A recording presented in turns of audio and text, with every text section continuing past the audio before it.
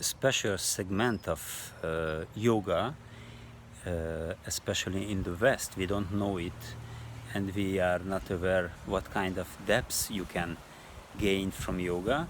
And let me just say in the beginning that yoga is basically, it is a spiritual practice, and the masters, yoga masters and spiritual teachers and saints, they are from the Himalayas. I mean, that knowledge is from the Himalayas, and maybe this Tibet, Himalayas, India, so this north part, and that kind of knowledge is coming through them till today.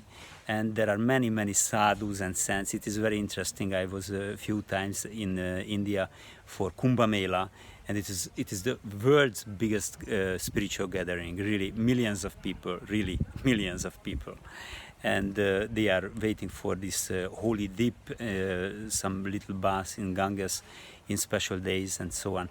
So okay, but I try to get back to the basic topic of mine, and.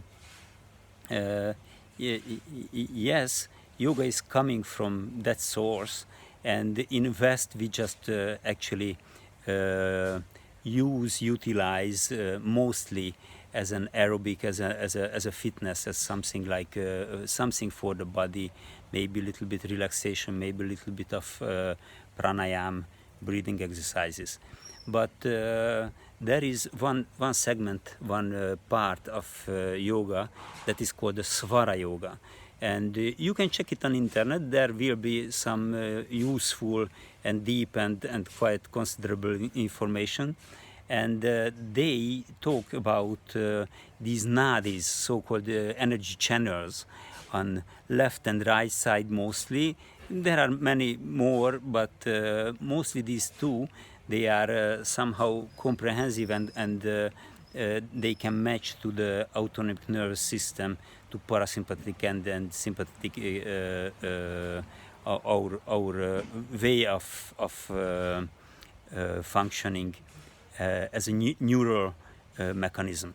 So there are many tricks actually, what you can learn, what you can utilize from Svara yoga, and basically it is very interesting that the nostrils and this cavity inside in the nose, they are somehow pulsating. It is kind of like in the ocean, this ebb and tide, and little bit coming up. The water level is coming a little bit higher, and then getting back, and they also have kind of rhythm.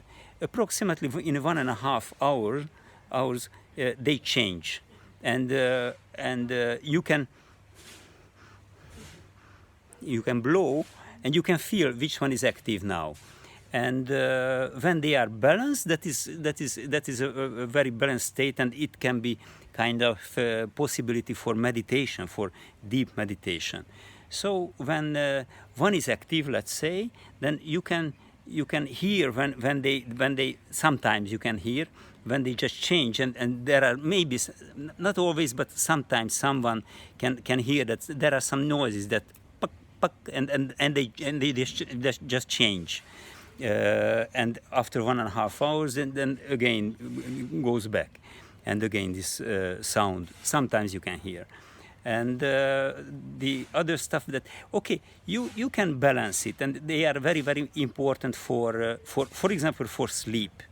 And I have also experiences with this, and I didn't know why I can't sleep, because those times I had quite serious pain time to time, and I couldn't really move even during the night, and a little bit changing the posture during the sleep.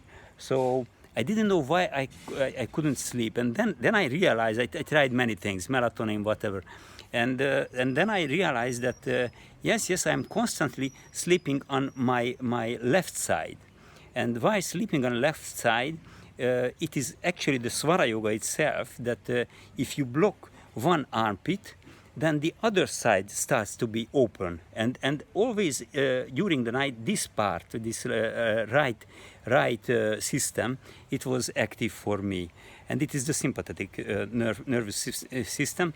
It means, very shortly and it is quite obvious for everyone, that it means that now you are in the active phase, and during the night it is not good. So then I tried somehow to sleep on my right side. It means that it opened the left one. I could sleep immediately. So it was very interesting for me, even that in the practice how it works. So Svara yoga is just really, it is something perfect, and if you have some knowledge about this, that is very useful, and you can utilize it in everyday life, in your daily life.